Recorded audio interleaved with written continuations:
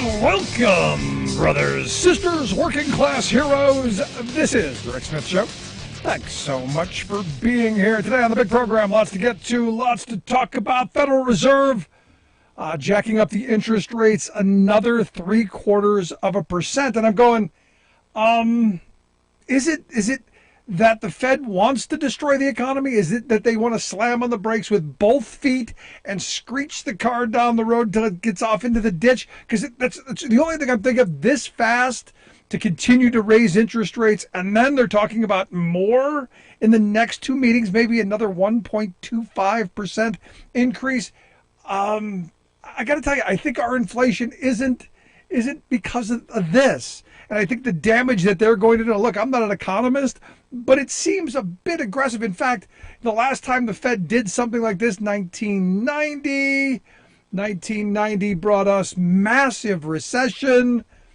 In fact, actually, harmed H.W. Bush pretty substantially, which kind of makes me go, and this may sound a bit conspiratorial, and I'm sure that this isn't the sole bit of thinking, but there's part of me that goes, there are those in the wealth class that want recession. In fact, if you watch some of the YouTube, the Instagram, TikTok video commentators, some of the rich people who claim to be rich, they say that we desperately need a recession, to get things back in order.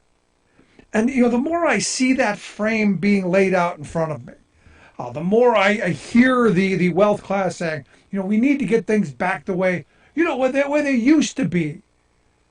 Kind of makes me go, well, is this really more about getting workers back into line with all the organizing going out with Teamsters marching in Seattle on Amazon?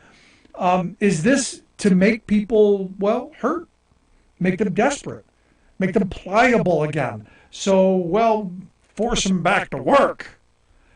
Because, I happened to watch Fred Smith, the founder and head honcho over at FedEx. And he was on one of the talking head business shows, talking about how, Biden created this inflation with, the infrastructure bill and the Inflation Reduction Act and, the college forgiveness. He's creating all this inflation. And you go, wait a second, but the Inflation Reduction Act, they haven't spent a dime on that yet. How is that caused the inflation of the last year? Well, because it isn't. This is greed driven. This is driven by a supply chain that's been severely broken because it was ill-conceived from the beginning. This is a whole bunch of problems, all coming together, the perfect storm, to where they only feel they have one tool, and that is to smash the economy with massive interest rate hikes and fast, because it's about getting people getting back to work, and getting them back to work for what? Well, desperation, poverty, wages. Don't have them asking for better wages, hours, conditions. Don't give them the ability to change jobs. So for me, a big part of this has to do with getting things back the way they used to be. Where people were just glad to have a job, just lucky to have a job. You remember that frame? We're going through the Great Resignation right now, where the right to work states are losing their minds with people leaving jobs. And as I talked about recently, the Wallet Hub folks said, the 9 of the top 10 states that have the highest resignation rates, the quit rates, the people who say, take this job and shove it, those are no rights at work states. Mostly in the South, but, across the Southwest. And why? Because people have had enough. And when I see people like Fred Smith out there going, hey, it's Biden's fault. It's all these policies that are going to bring manufacturing back, that are going to invest in our infrastructure, that are going to help us deal with climate change, that are putting us on the path, I believe, towards prosperity. And away from the last 40 years of supply-side voodoo Reaganomics and neoliberal horrible. And this is on both sides of the aisle. The fact that we're talking about reshoring manufacturing, investing in infrastructure, clean technologies, and, oh, by the way, the most important part of it, workers organizing for collective bargaining rights to share in the wealth that their labor creates. Because you go back to when we think about the good old days, the Leave It to Beaver era, the Mayberry era, that was built on strong government investment, high taxation on the wealthy, and strong labor unions to demand a fair share of the wealth that their labor creates. That is the 1950s and 60s. That's what built the most prosperous working class in history. That was the model. And it was global because we set that up around the world. Just like we set up this race to the bottom. We've done this globally. I think it's important that this administration be recognized for trying to move us away from that area. But it's incumbent on us. Elections matter. So when I see this, I got to ask the question: is this about, at least in part, slamming on the brakes, causing the crisis, causing the recession that the wealthy want? Because what the wealthy understand is when recession hits, the working class of this country is cash poor. They can't weather a crisis, so they're desperate and pliable. And oh, by the way, tons of wealth to be made. I was watching one of the videos going, now's the time to get cash rich. Now's the time to hold on to all your cash so that when the recession hits, you can buy up assets cheap. Because that's how rich people stay rich. They never sell their houses. They never sell their property. They never sell. They hold on to because they know over time it's going to appreciate. But when bad times hit, well, that means you lose your home. Your family loses its home. And someone who's cash rich, they get to come in and buy it up cheap. Your loss, their gain. And that's how our economy's been structured for far too long. And I'm saying, we're at a moment where we can change that. But we're one, maybe two elections away from, being right back in the heart of that horrible. Awesome. To me, that's why part of the reason we're doing the Working Class Heroes Tour. We're going to be kicking that off on September 30th. That's part of the reason we need to have these conversations and hammer this stuff out. And I'd love to hear your thoughts. Give us a call, 1-866-416-RICK, 1-866-416-7425. You got any other ideas on why the Fed is slamming on the brakes? Look, I understand it's the tool that they have to try and bring things a little bit, but wow, this aggressively, I got to tell you, I think the medicine will probably kill the patient in this view. Anyway, today I had the honor and the privilege on one of our affiliate stations, WCPT AM 820, to be part of a diversity, equity, and inclusion panel. The old straight white guy on the diversity and equity and inclusion panel. Yeah, I fit in like a giant red thumb. And look, and as I said, the reality is the reason I think these things are important is from a labor guy's perspective. We get sliced and diced and pitted against each other on every front.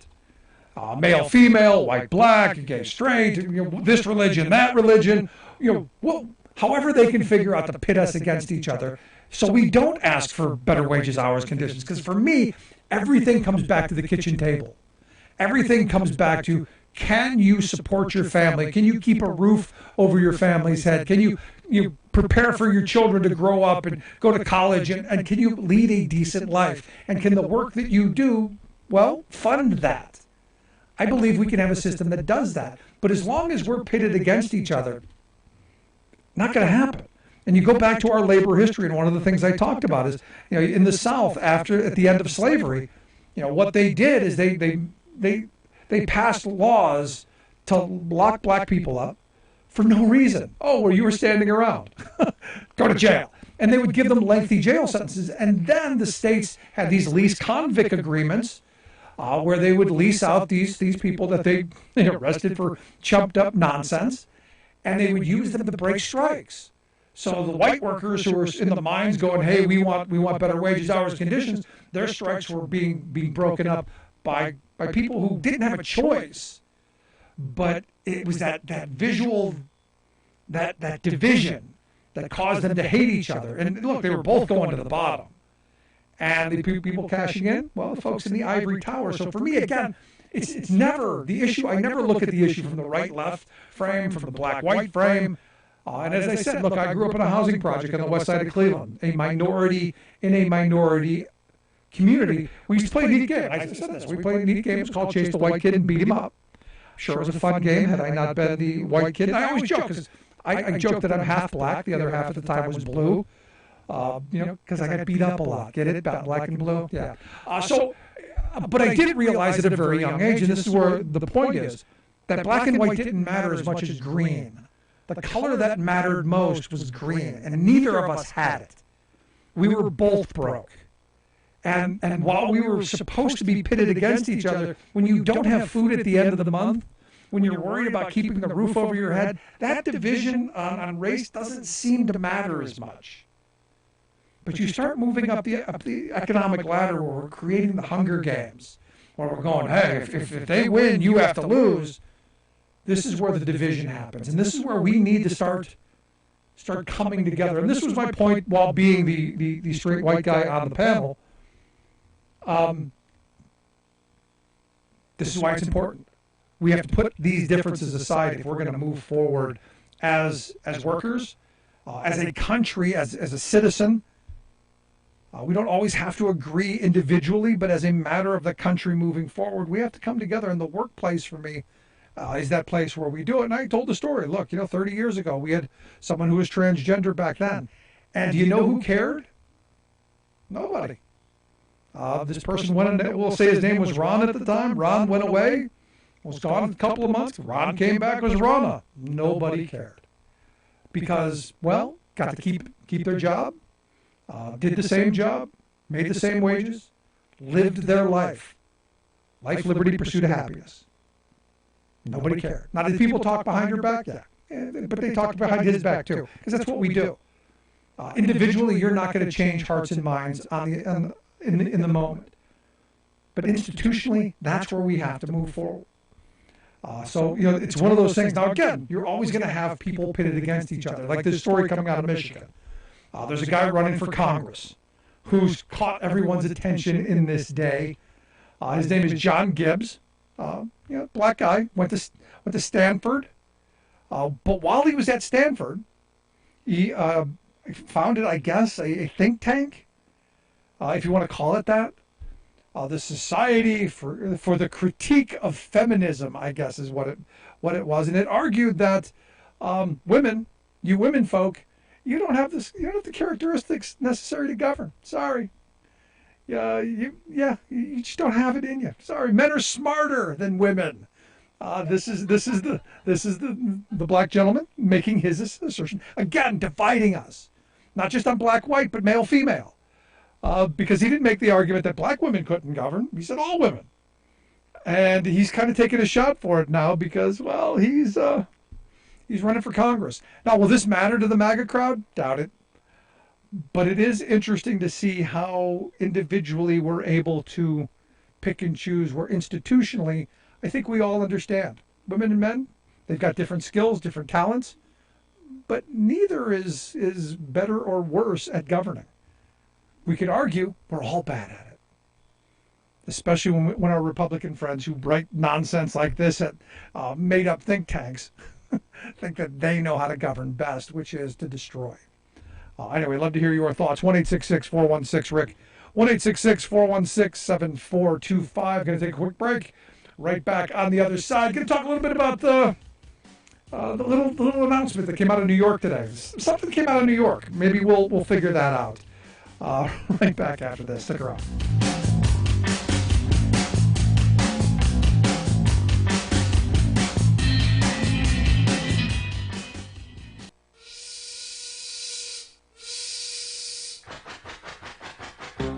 If you're a fan of the show, you've heard our labor history in 2 segments, and you can hear them on the radio pretty much anywhere in the U.S. Labor history has never been more important than it is right now. So here's what we'd like you to do. Tell a teacher. Tell a teacher that labor history is important and that they can get digestible 2-minute lessons that are absolutely free. Free to download, free to use, free to share.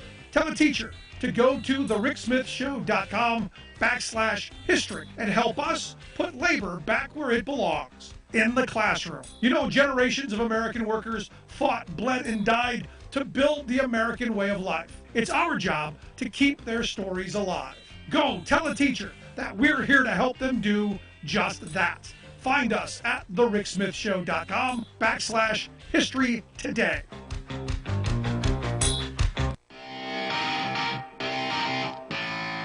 Welcome back to the Rick Smith Show. Now, here is Rick Smith.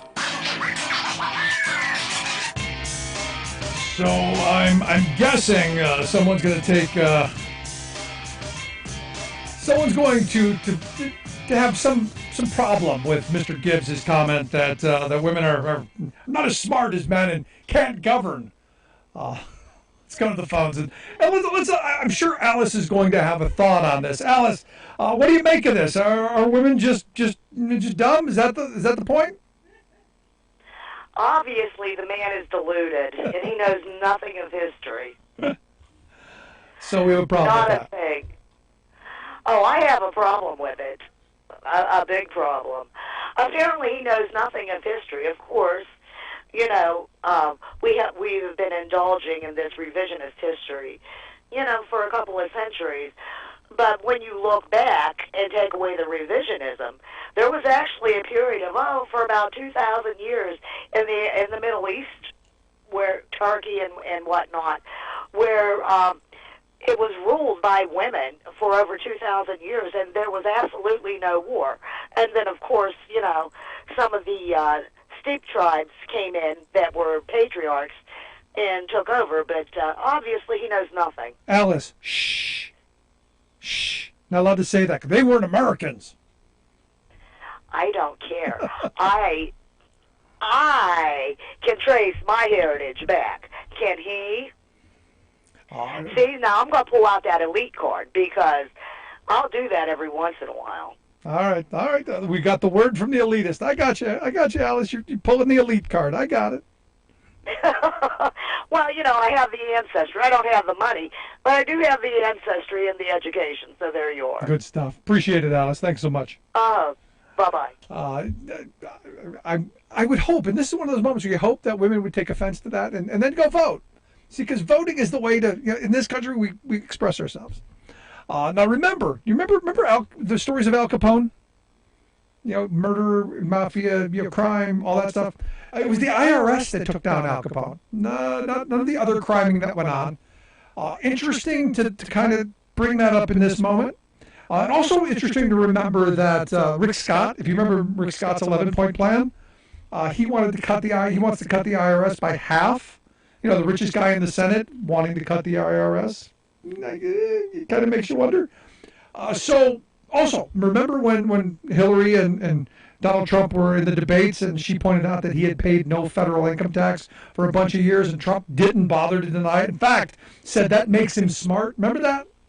Well, today the Attorney General of New York, Letitia James, has charged that Trump, his adult children, the Trump organization, all of them were involved in what they are saying expansive fraud that lasted over a decade, that Trump himself doth launch.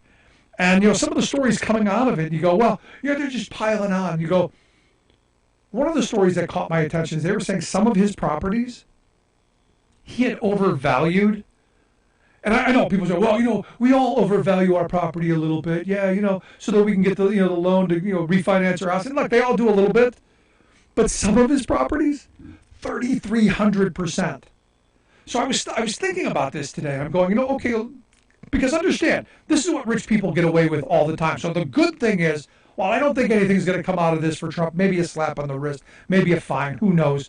But I think this is an opportunity to look at what rich people all across the board get away with, and we don't hold accountable. Think about this. If you had, let's say, a $1,000 house, and that you overinflated that $1,000 house 3,300%, you would have a boatload of money, right?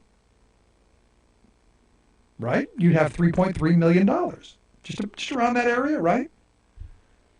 So what if you, I don't know. What if you said, I'm going to take out a loan against that $3 million home, and I'm going to take, $2.5 million out in equity. I remember the house is worth $1,000. You're going to take out this massive loan. And then you could file bankruptcy. They can have the house. You got all this money. Who pays for that? Oh, it's the banks. No, it's you. It's me. The banks don't lose money. They just pass the costs on to everyone else. Also understand, Trump was giving away land and buildings and stuff in charitable fashions so that they could write it off. Because again, it's about minimizing the tax liability. In those years that they paid nothing, some of this stuff happened. And it makes him look good. It makes him look philanthropic. He's giving away land. And rich people do this stuff, giving away assets that they massively overvalue, and then they get to write it off. So you wonder how rich people don't pay taxes. You wonder how they get away with all this stuff. They play these kind of games that nobody never holds them accountable. Now remember, I brought up Rick Scott and his 11-point plan. This idea that he can then gut the IRS by half so that nobody ever bothers to look into that. Nobody ever bothers to hold these people accountable for the things that they're getting away with. I mean, it's really insane when you stop and think about it. But we allow it to happen, and we don't bother. We don't bother because, well, we're too busy looking at each other. That's the part that gets me. It just is what it is. Let's go to the phone lines. Got MJ on the line. MJ, how are we doing today? Rick, thank you so much for taking my call, and I love the topic that you guys are talking about, education. And I believe that so much is being impacted in education is that we don't have proper funding for it, and we really need to put more funding into education. I don't know, in Colorado where I used to live, they had a lot of the education funded from the cannabis industry, and so a lot of these states don't have that, and it's not federally, regulated or legal yet. So that's one thought. But I think with what's happening with all these schools in the South, and particularly the red states, is it's being really impacted by theology and theocracy. And so they're nominating all these very, very, very far-right individuals to be on the school boards. And so that's where they're starting to really take the whole thing of banning books put in place. And I know it's something for educators like your guest, Irene, is having difficulty dealing with that, I'm sure, at the college level because of the whole loan forgiveness thing has been kind of thrown like a match into a firebox. So I understand that too. Yeah, absolutely. And it's always been my view that you don't fund education through gimmicks and through vices. It should be something that we fund as a matter of course, not because of gambling winnings like we do in Ohio or pot like they do, like you said, in Colorado. We should be doing it as a matter of course. I'm with you, MJ, and I appreciate the thoughts. Thanks. Hey, thank you. Good stuff. Seriously, I mean, at the end of the day, we really need to prioritize. And, oh, by the way, start taxing the wealthy again, especially people like Trump. We'll take a quick break. Right back after this. Stick around. You're listening to The Rick Smith Show.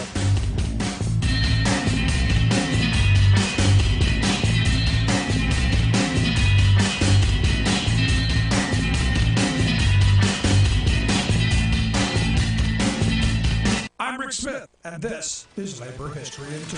On this day in labor history, the year was 1934. That was the day nearly 500,000 textile workers from Maine to Alabama walked off the job in a general strike. The United Textile Workers had launched an organizing campaign the year before. Within months, their membership had grown from 15,000 to well over 250,000. Working conditions and pay were abysmal. Normal work weeks averaged 55 hours. Child labor was widespread, and workers were always in fear of mill closings, pay cuts, and firings for suspected union activity. In the South, the industry had essentially been in a depression since the early 20s. The key issue was the stretch out. Workers were routinely expected to complete an increasing amount of work at the same rate and wage. For a brief moment, workers hoped their conditions would change when President Roosevelt signed the Code of Fair Competition the previous summer. It raised wages, limited hours, and prohibited child labor. It also allowed for union organizing. But the mill owners maneuvered around the code effectively, and the Textile Relations Board refused most workers' complaints. Fed up, workers walked out of the mill by the hundreds of thousands.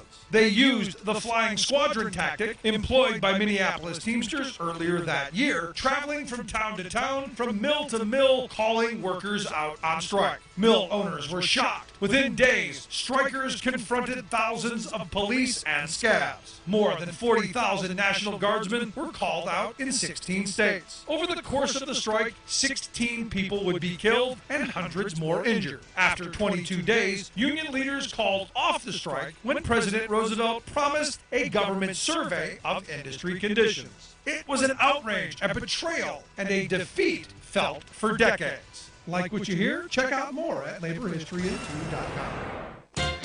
For many people, the animals they adopt and love become more like family members than pets. We have deep relationships with cats, dogs, parrots, goats, horses, and other fellow critters who at least pretend to love us back, providing comfort and joy all around. Sadly, though, life for all of us animals is a spin around the wheel of fortune, so illness and injuries happen. That's why one of the most valued members of every community are the staffers in our local veterinarian offices.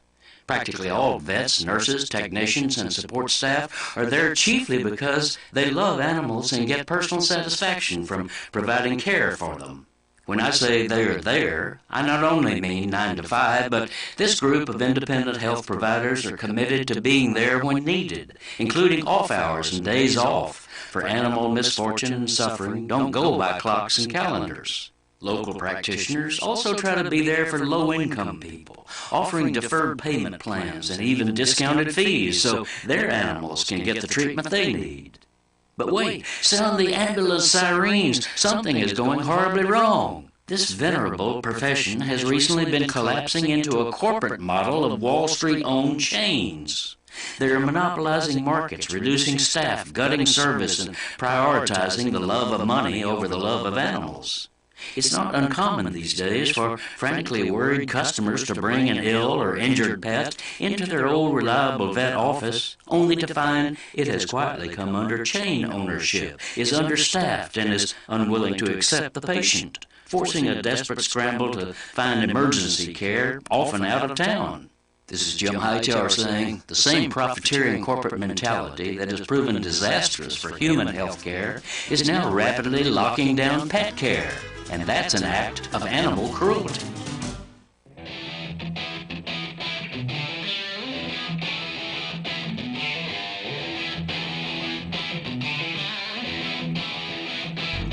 Welcome back to the Rick Smith Show. Now, here is Rick Smith. So Bob sent me an email during the break that he says the whole case against Trump is fraudulent itself. That's the real fraud, Bob says. That this is a political witch hunt, again, his words. And I think he's been watching Trump a little bit. And I guess, to Trump's credit, he's not going to sit back and defend himself. He's going to go out on the Hannity show and attack. And I say, good on you, Don. Keep it up. Keep shooting the mouth off. As my grandfather always said, you have the right to remain silent. Maybe you should use it. Anyway, here to share some thoughts on these fraud charges. Brought by Letitia James, the Attorney General there in New York. I've asked Chris Hahn to come talk with. He's a syndicated radio host of the Aggressive Progressive podcast. Chris, thanks for taking time for us. Anytime. So it's a witch hunt. It's a fraud on the fraud case. What do you think of Bob's assertions? Yeah, Bob, they keep finding all these witches. So if it is a witch hunt, it's going well for the hunters of the witches. Particularly if by witch you mean fraud and crimes and abuse of power, because that's what it is. And, here's the thing that struck me today in the last hour or two, where I really was kind of focusing on this, getting ready for your show. Twice today, both by Letitia James and by the U.S. Circuit Court of Appeals for the 11th Circuit, it was said that presidents of the United States, former presidents of the United States, are no different than anyone else, and frankly, in the eyes of the law. And frankly, that is the way we always thought things would be in this country. no man or woman is above the law. No man should get special treatment because of their office, their wealth, their birth. And Donald Trump has consistently tried to assert that he should be treated differently. And Judge Cannon down in Florida asserted that he should be treated differently. Thank God some judicial sanity has set in Florida today with the 11th Circuit's opinion on the document case. And of course, Letitia James said the same thing earlier today, that the president of the United States should not be treated different, former president of the United States. Yeah, I mean, the reality is, and I said this a moment ago, they got Al Capone, the IRS got Al Capone for all his crimes. Could this be what they finally get him on? But doesn't this, and Billy Barr was out there saying that, well, the case isn't all that strong. He doesn't think it's gonna lead to anything. But they're dragging in the children, Christopher, like Don and Eric and Ivanka are like 6-year-olds, but they're dragging in the children. How low do you have to be to drag in the children? Children who are executives in the company. Yeah, I mean, Don Corleone, Sonny Corleone got shot on the causeway. It is the children are part of the family business there, unfortunately. And yeah, I genuinely don't like it when the children of politicians get dragged into the political fight. But when one of them worked in the White House, the other one was the president of his company or a director of his company, I'm sorry, you're dragged in. You're part of the scheme. You are a knowing participant. And it's not like they're 10 years old. They are grown-ass men and women. And they are perfectly capable of saying, no, daddy, and moving on from it. But they did not. So, yes. And look, I don't know what he meant by she doesn't have a case. This is not a criminal case. He will not go to jail for this. This is a civil case. You do not need to be proven guilty by a reasonable doubt in a civil case. The rule in a civil case is preponderance of evidence, meaning more likely than not that a crime was committed, or a tort in this case, or a civil rule being broken. I don't know. I didn't read the entire brief. It's 200 pages long. I don't think Bill Barr read it either. It's 200 pages long. Seems to me that she wouldn't be bringing this case if she didn't think she had a preponderance of evidence. It would be, I think, political, misconduct, malpractice by her to do that. Right. Now, again, you look at this and, there are those who are saying, well, why isn't this a criminal indictment? If this is fraudulent, if he committed fraud, why doesn't she bring criminal charges? Now, it's my understanding she's the Attorney General. That's not their job. That's the district attorney's job, right? Right. Yeah. I mean, look, in certain cases, there are criminal crimes that can be brought by the Attorney General. But it's clear to me, look, they have a pretty good track record in the New York State Attorney General's office of getting convictions against Donald Trump in civil cases. He cannot operate his charity anymore in New York. Had to pay $2 million to real charities in New York because of how he misused his foundation to fund his own stuff. So, civil cases, I think people have to understand this about Donald Trump. It's going to be very hard to ever send him to jail. You and I have been talking about this for a couple of years now, I think. I don't think he's ever going to jail. I agree. Never going to happen. Right. But, one of the things he loves is being rich and having his names on buildings. And in New York particularly, there are many buildings with his name on it, some of which, the co-op boards are kicking the name off of, but many of which he owns outright or his company owns. For him to have to sell off his New York assets, as much as he wants to downplay his ties to New York these days, Donald Trump is a born and raised New Yorker who always wanted to make it in New York. And removing his names from buildings in New York and not allowing him to do business in New York anymore is going to be like putting him in jail in a lot of ways. And it will be a sad day for him. Yeah, I mean, the legacy, not quite what he was hoping for, but No. I almost feel bad about it. If I didn't think he was such a horrible person trying to destroy this country, I'd almost feel bad for him. But I don't. Yeah, no. You're looking at me like, what do you mean, Phil? Not really. No, because I've had a couple of conversations with people today and go, well, what's the big deal? One of the main crimes that they claim he committed is overinflating the value of his properties. Yes. And it sounds innocuous enough. Oh, okay, everyone wants to get a little bit more out of their properties. But when you start looking at it, one of the numbers, 3,300% he inflated properties, you go, that's a little bit more than just a little bit. Yeah, we're talking about hundreds of millions of dollars. He said that Mar-a-Lago was worth $750 million. It's worth $75 million. He said his apartment in New York City was 30,000 square feet. It's 10,000 square feet. 10,000 square feet is still a huge apartment. It'd be a huge house. It's still a very valuable asset, but it's not the asset he said. And the crime is that he went to banks and said, give me a loan based on this. And yes, people, I look, is it a common thing that people do when they're talking about their real estate? Because you don't really know what your real estate is worth at any given time. The market fluctuates. So you have some wiggle room in estimating what your real estate, you don't have 350% wiggle room. Or 3,300%. You know how big it is. You know the difference between 10,000 and 30,000 square feet. That's an outright lie.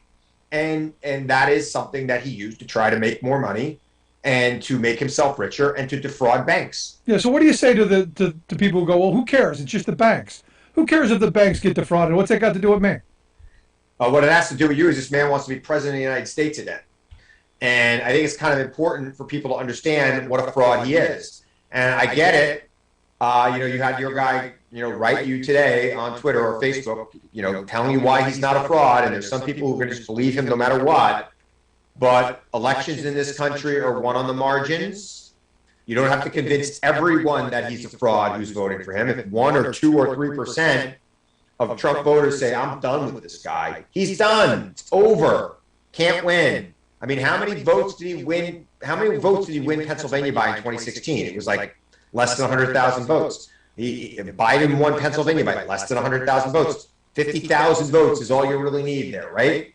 So it's telling people the truth, showing the fraud that he is to more Americans and keeping them reminded of that. I think it's important. And more importantly than all of that politics that I just went through, no person is above the law. Yeah. No, and he should be treated no differently. But I go back to the 2016 debates when Hillary, pointed at him that he doesn't pay taxes, and he said that makes him smart.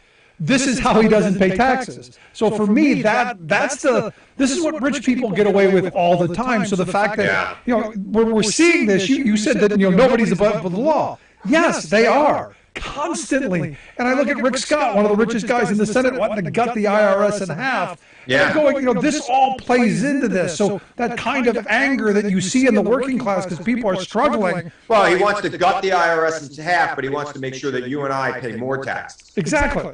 So, this is one of those moments where you go, there is a difference. The wealthy in this country continue to get away with things. And while the courts may say everyone's the same, we both know they're not. Yeah, I mean, I got it. But, a lot of rich people go to jail every day. A lot of rich people get brought before courts, and they can't say, well, I'm the president. You can't accuse me of a crime. I mean, his argument in Florida, I know I'm going back and forth between two cases here, but I'm much more interested in the Mar-a-Lago raid, if you will. His argument in Florida, which Judge Cannon accepted, was, if you do a criminal investigation of me, it will do irreparable harm. I'm sorry, criminal investigations do irreparable harm to everyone who gets investigated criminally. That's the point. I got to tell you, though, while I'm not a Donald Trump fan by any stretch of the imagination, you kind of have to be in awe of the audacity, the giant stones on this guy to pull the stuff that he's pulled over the years and continues to do. It's amazing. You're right. I am in awe of the cojones on this man. But I am more in awe of the fact that, man, that was real Long Island to me. I mean, it's getting late for me. I'm like not a guy who's like talking this late, unless I do a couple of Red Bulls. And you're like in that zone where I can still go to sleep. I can still be up. Like if I'm doing a midnight hit on TV, I'm Red Bulling it. I'm wide awake, and I can't go back to sleep till like 3 o'clock in the morning. But I got a 9:30 hit with you, and I'm like, I could probably make it and then go to sleep afterwards. Let me do it. But the Long Island comes out when I'm tired. But I even lost my train of thought now. But it's amazing to me how this man gets away with it. But it's more amazing to me how people support him still and send him money to fight the lawsuits and the criminal investigations against him. It is amazing to me that still happens. And there's a working man right now, a guy driving a truck like you do, like my dad did for 40 years as a Teamster. They're out there working, and they're sending their hard-earned money to this guy who's supposed to be a freaking billionaire. And they're sending him their hard-earned money. And they will continue to do that in the face of overwhelming information of his history of criminal and fraudulent activity. And they will continue to do that. Plus, if he's really as rich as he says he is, why does he need your $5 a month? That to me, I got to tell you, that to me is the worst part about this guy. It's the worst thing. No, look, he's going to tell you. He's smart. He's got other people paying his bills.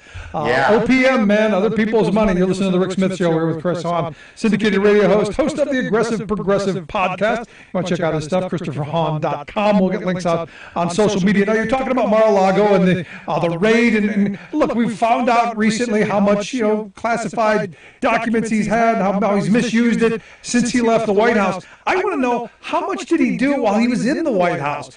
If this is what he did when he left, what did he do while he was there?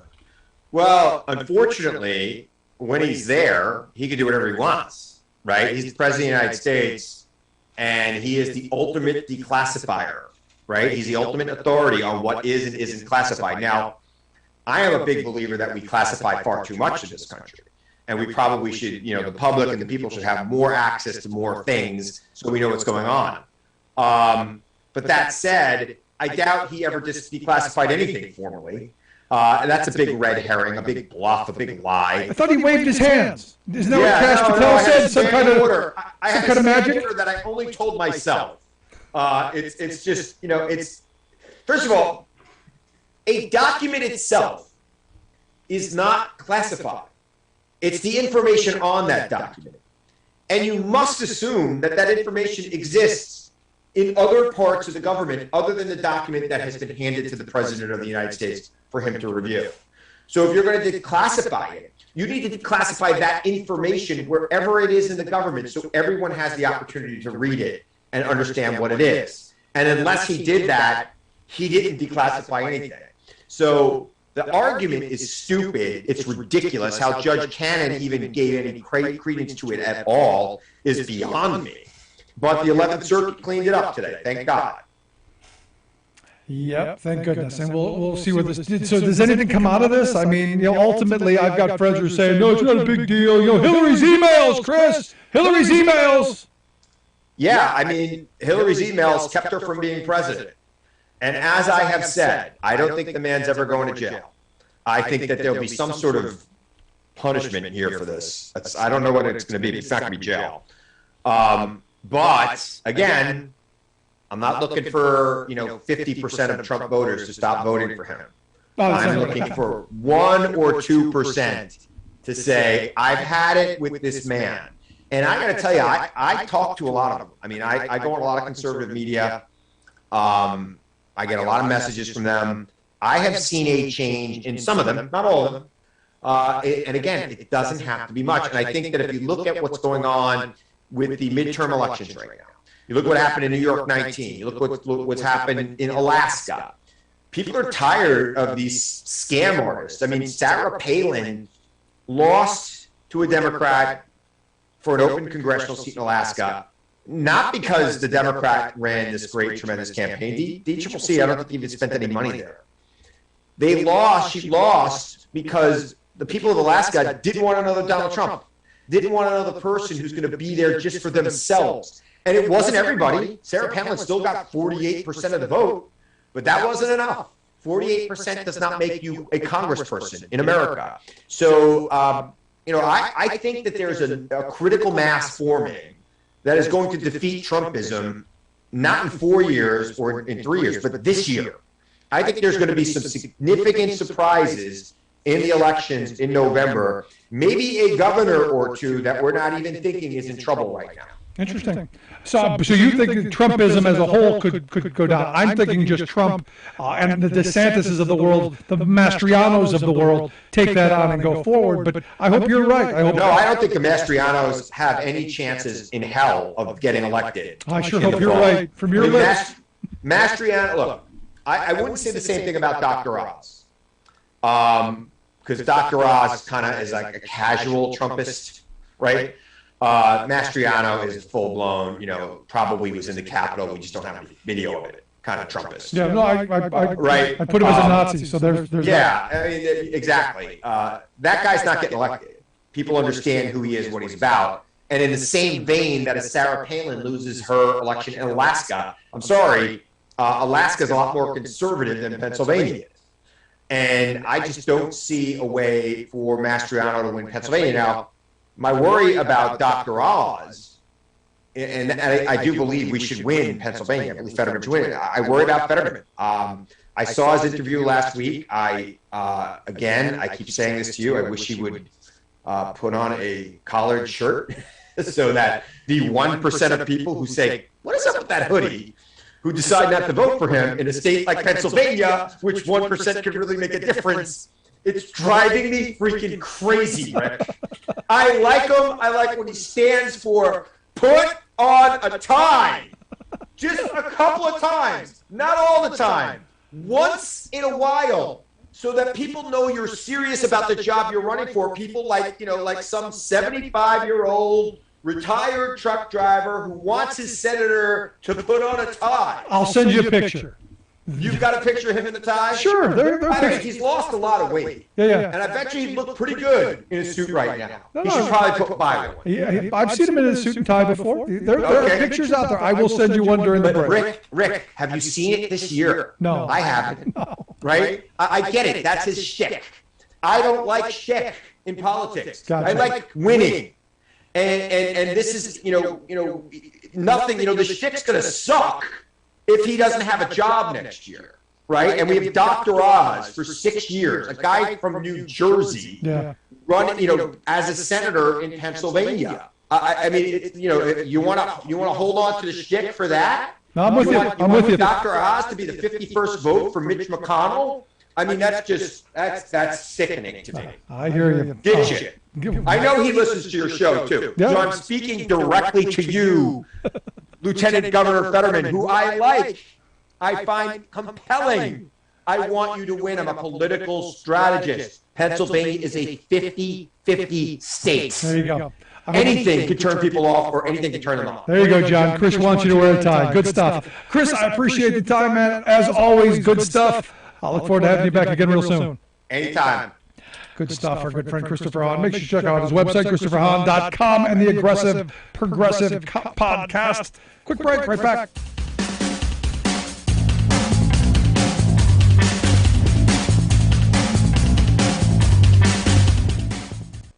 I'm Rick Smith, and this is Labor History in 2. On this day in labor history, the year was 1991. That was the day that members of the Culinary Workers Union Local 226 went out on strike against the Frontier Hotel and Casino in Las Vegas. What they did not know was that the strike would last for more than 6 years, becoming one of the longest work actions in U.S. labor history. The Frontier was the second casino to open on the Vegas Strip in 1942. At the time of the strike, the Alardi family owned the historic casino. The Alardis were vehemently anti-union. They renovated the old facility and then reopened, refusing to sign a contract to pay its workers the same rate provided at most other Vegas casinos. Claiming that the Frontier was too small to match the wages of the larger outfits, management refused to budge from their position. In response, Local 226 members mobilized. The year before, before, Hattie Canty had been elected president of the local. She was a black mother of 10 children and a widow. She had worked as a hotel maid. Her leadership brought a new determination to the Culinary Workers Union. Local 226 set up 24-hour picket lines outside the frontier. The strike was joined by Bartenders Local 165, Teamsters Local 995, the Operating Engineers Local 501, and the Carpenters Local 1780. The strike became an important moment in Vegas labor history, as other casino owners looked on watching the labor battle unfold. The unions stood strong. The picketers' demand that the owners should, quote, sell, shut down, or sign became the call. In the end, the Alardes decided to sell. The new ownership signed a union contract and rehired 280 striking workers. Triumphant union members cut a red ribbon at the hotel to mark their victory. You're listening to The Rick Smith Show, where working people come to talk. So Leanne sent me an email today. Got me questioning Rick Scott again. She said she finally read Rick Scott's 12-point plan, and it says they want to save Social Security and Medicare. She asked, did they change it from when it said they wanted to get rid of these programs? I thought I remember you saying they were going to get rid of them. And his plan said that. Can you help me? Because she's going to do some door knocking, do some getting out there to get people to vote, making phone calls. Good for her and good on you, Leanne, and everyone else. Now, maybe go back and look at the 11-point plan that I remember Rick Scott coming out with. It's now morphed into a 12-point plan. But it's still there, Leanne, in the 6th point. If you go and look at point 6 of 11 or 12, whatever plan you're looking at, titled Government Reform and Debt. What they want to do is they want to have all federal legislation sunset in 5 years. He says that a law is worth keeping, Congress can pass it again. Now, this is where everyone's saying Social Security is in danger. Medicare is in danger. Go down the list of programs that help working people. All of that is in danger because in 5 years when it sunsets, do you really think this Republican Party or really any of the Republican parties of the last 50 years would vote for this stuff? The answer is no. They were against Social Security from the beginning. They were against Medicare from the beginning. These are folks who hate working people because these programs benefit the poor and working class. These aren't tax cuts for rich people. No. These are to help poor folks. So this is where it's at, and it's in both the 11 and the 12-point plan. His argument was we just do away with it all. Now, also in that plan, there are a bunch of other things that they want to take away from people, like the power of their vote. They're big on term limits. Oh, we're going to have term limits because they know that as long as they can keep churning people in and out, they can control the flow. I'm a believer of I have the ultimate term limiter. It's called the right to vote, and we need to use it more often so that people like Rick Scott don't spend that much time in Congress. There are some ideas in his grand plan that I'm not opposed to. But this sunsetting of all federal programs every 5 years, and then they'll hope that maybe they'll let Social Security live, I'm struggling with it. Now, this idea that they're saving it, I love this mentality that in order to save it, we have to break it. We have to kill it. We have to starve it. We have to strangle the program down to it pays nothing. That's how we save it. And you go, well, if that's how you're saving it, how does it help anyone? Well, that's the point. It's not supposed to. And imagine Granny now going, what? It's gone? How cruel is that? That people have spent their entire lives planning Social Security to be one of the 3 legs of the stool that they retire on. But then again, cruelty is the point, Leanne. Hope that helps. Thanks so much for the email. You want to email me, rick@thericksmithshow.com. I do answer all emails personally. Also, if you miss any portion of the program, make sure you grab the podcast. Never miss a minute. Simple, easy to do, and share with your friends. We're reaping what we've sown. We're now experiencing devastating climate impacts. 3 simultaneous major storms underscore climate crisis impacts. Climate change juiced Pakistan's catastrophic flooding, study finds. Plus, this is my ancestors' land, and I feel like I shouldn't have to leave. Court blocks massive proposed plastics plant in Louisiana. All of those blockages and more straight ahead. From BradBlog.com, I'm Brad Friedman. And I'm Desi Doyen. Stand by for 6 minutes of independent green news, politics, analysis, and snarky comment. Yeah, the worst thing that can happen to you as a climate scientist is that your predictions come true. Yeah, that's also the worst thing that can happen to you as a political news person on the radio. This is your Green News Report. Okay, Desi Doyen, I know the Queen of England died a couple of weeks ago, so that's kept the news media busy, but as it turns out, there were 3 huge storms over one single weekend. And you're on board KCAA's Inland Talk Express.